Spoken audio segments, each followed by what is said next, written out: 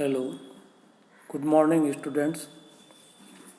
आज हम बात करेंगे कम्युनिकेशन प्रोसेस के बारे में। संचार प्रक्रिया किस ढंग से होती है या चलती है। संचार प्रक्रिया एक ऐसी प्रक्रिया है जिसके द्वारा संदेश देने वाला एक संदेश के रूप में अर्थ, दृष्टिकोण या अनुभूतियों को लिपिबद्ध करता है, यानी एनकोड करता है, तथा उचित श्रृंखला द्वारा उसे प्राप्तकर्ता को भेजता है। जो प्राप्तकर्ता है, रिसीवर है, वो संदेशों को समझने के लिए उसको संदेश वाचन यानी डिकोडिंग करता है। यहाँ ये ध्यान रखना चाहिए कि प्रेषक अपने नज़रिए व घटकों के अनुसार संदेश को एनकोड करता है, जबकि प्राप्तकर्ता जो रिसीवर है वो अपने परसेप्शन से उसका डिकोड कर लेता है। अब इसके जो प्रमुख जो भाग है या जो मेन कंपोनेंट्स ऑफ कम्युनिकेशन है, संचार प्रक्रिया के मुख्य अंग, वो इस प्रकार है। सबसे पहले इसमें होता है भेजने वाला कौन है या भेजने वाला सेंडर। यह संचार प्रक्रिया का सूत्रधार होता है। संचार घटित ही नहीं हो पाएगा जब तक उसका कोई स्रोत या कोई प्रेषक नहीं होगा। संचार किसी ऐसे विचार की उत्पत्ति से प्रारंभ होता है जो संप्रेषित किया जाना है। अपने विचारों को स्पष्ट रूप में प्रकट करने के लिए प्रेषक को अपने मस्तिष्क में उसकी सही व साफ रचना करनी चाहिए।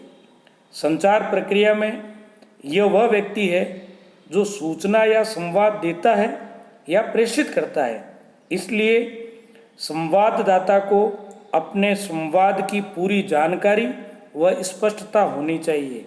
यह संचार प्रक्रिया का स्रोत व सूत्रधार होता है। नेक्स्ट है इसका एनकोडिंग, संकेतन, उसको लिपिबद्ध करना। संदेश या सूचना अदृश्य एवं अमूर्त होती है। ऐसे में उसे स्वरूप प्रदान करने के लिए लिपिबद्ध की क्रिया आवश्यक है। सामान्यतः मानव स्रोत अपने मानसिक अवबोध एवं संज्ञान को किसी संकेत पद्धति में अनुदित करता है। ये वह अर्थ होता है जिसका वह संचरण करना चाहता है। मानसिक अवधारणाओं को अभिव्यक्त करने के लिए भाषा एक महत्वपूर्ण संकेतकी है। किसी भी संदेश को लिपिबद्ध करने में शरीर की भाषा प्रयुक्त की जाती है। वाणी, हाव भाव, मुख मुद्रा, हाथ आदि के माध्यम से संदेश को कूटबद्ध किया जाता है। व्यवसाय में आजकल कई संदेशों को कंप्यूटर भाषा के द्वारा लिपिबद्ध किया जाता है। स्रोत एवं लिपिबद्धकर्ता को कई घटक प्रभावित करते हैं, जैसे संचार कौशल, अभिव्यक्तियाँ, अनुभव व ज्ञान। वातावरणीय एवं सामाजिक सांस्कृतिक तत्व भी इसको प्रभावित करते हैं।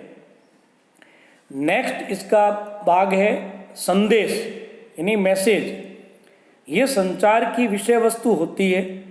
संदेश एक विचार अथवा सूचना के रूप में होता है। पक्षकारों के मनोवैज्ञानिक एवं परिस्थितियों में अंतर से संदेश का चयन एवं निष्पादन अलग अलग हो सकता है। संदेश धारणा, दृष्टिकोण, तथ्य, अनुभव, राय, सुझाव, आदेश निर्देश एवं समीक्षा आदि के रूप में हो सकता है। नेक्स्ट है इसका चैनल क्या है या जो माध्यम है वो क्या है। माध्यम वह कड़ी है जो संदेश प्रेषक तथा संदेश प्राप्तकर्ता को जोड़ता है। संदेश को लिपिबद्ध करने के बाद संदेश का माध्यम या साधन का निर्धारण किया जाता है। माध्यम के चयन के समय संदेश की लिपि का ध्यान रखना आवश्यक होता है। नेक्स्ट है इसका प्राप्तकर्ता, रिसीवर। संचार प्रक्रिया में यह वह व्यक्ति है जो संवाददाता से सूचना प्राप्त करता है।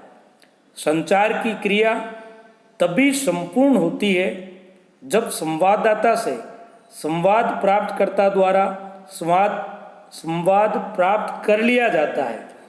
संदेश प्राप्तकर्ता एक समूह भी हो सकता है। नेक्स्ट है इसका संकेत वाचन, डिकोडिंग। संदेश प्राप्तकर्ता संदेश प्राप्त होने के पश्चात उसकी व्याख्या करता है। वह शब्दों, संकेतों, चित्रों आदि के द्वारा उसका अर्थ स्पष्ट करता है। कई बार भाषा या अन्य गुप्त संकेतों का अनुवाद करने वाला व्यक्ति दूसरा होता है, किंतु फिर भी संदेश का विशिष्ट या वैयक्तिक अर्थ प्राप्त करता ही लगाता है, अर्थात वह संदेश का पुनः अनुवाद करता है। नेक्स्ट है इसका प्रतिक्रिया या फीडबैक। फीडबैक में या प्रतिक्रिया में संवाददाता द्वारा प्रेषित किए गए संवाद, विचार या सूचना का संवाद प्राप्त करता पर पड़ने वाले प्रभाव से है। संचार का ध्येय केवल संवाद देना ही नहीं है, अपितु व्यवसाय में इसका उद्देश्य संवाद के अनुसार कार्यवाही करना होता है।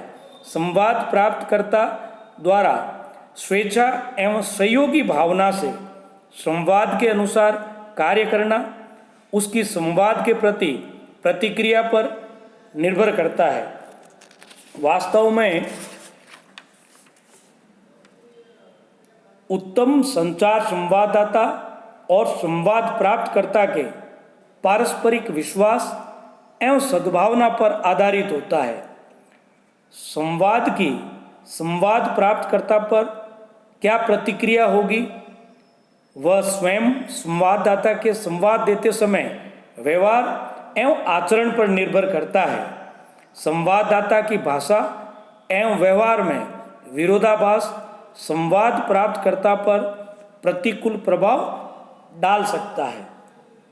इस तरीके से आपने देखा कि संचार यानी एक व्यक्ति जो अपने विचार है एक दूसरे व्यक्ति तक जो पहुंचाता है वो किस तरीके से पहुंचता है या किस इसका प्रोसेस या इसकी प्रक्रिया क्या होती है, इसको आप एक चार्ट के माध्यम से भी समझा सकते हैं, दे सकते हैं। जैसे इसमें जो चरण लिए हैं, पहला है जो संदेश जो भेजने वाला है उसके दिमाग में एक आइडिया आता है, फिर वो उसको आइडिया को लिपिबद्ध करता है, एनकोड करता है, फिर वो सेंडर ट्रांसमिट मैसेज में कन्वर्ट करता है और उसको फिर वो उसके लिए माध्यम चुनता है कि किस माध्यम से जो है वो उस मैसेज को जिसको भेजना है उसको भेजता है। भेजने फिर वो रिसीवर गेट्स मैसेज, रिसीवर जो प्राप्त करता है उसको वो मैसेज प्राप्त हो जाता है। अब प्राप्त होने के बाद रिसीवर अपने हिसाब से उस मैसेज का अर्थ लगाता है, रिसीवर डिकोड्स मैसेज, उसको अपने हिसाब से जो है उसका परसेप्शन के हिसाब से, अर्थ के हिसाब से उसकी व्याख्या करता है और उसके बाद रिसीवर जो है उसकी फीडबैक भेजता है। अब इसके आसपास जो भेजने वाले का जो एक्सटर्नल एनवायरनमेंट है, जो बाह्य वातावरण है, जो इंटरनल वातावरण है, उसका भी प्रभाव उस मैसेज के ऊपर पड़ता है। इधर जो रिसीवर है, प्राप्त करता है, उसका आंतरिक और बाह्य जो वातावरण है उसका भी प्रभाव उसको पढ़ने में, समझने में लगेगा। इसी तरीके से जो मैसेज भेजने वाला है उसका एक्सपीरियंस कितना है, उसका कौशल कितना है, उसका एटीट्यूड क्या है, उसका परसेप्शन क्या है, उसका प्रभाव भी उस मैसेज के ऊपर पड़ेगा। इसी तरीके से जो रिसीवर है, जो मैसेज प्राप्त करने वाला है, उसके परसेप्शन के लिए भी, उसको समझने के लिए भी एक्सपीरियंस, उसकी स्किल्स, उसका एटीट्यूड, उसका परसेप्शन एट्सेट्रा चीज़ें जो है उसका भी प्रभाव उसके ऊपर पड़ता है।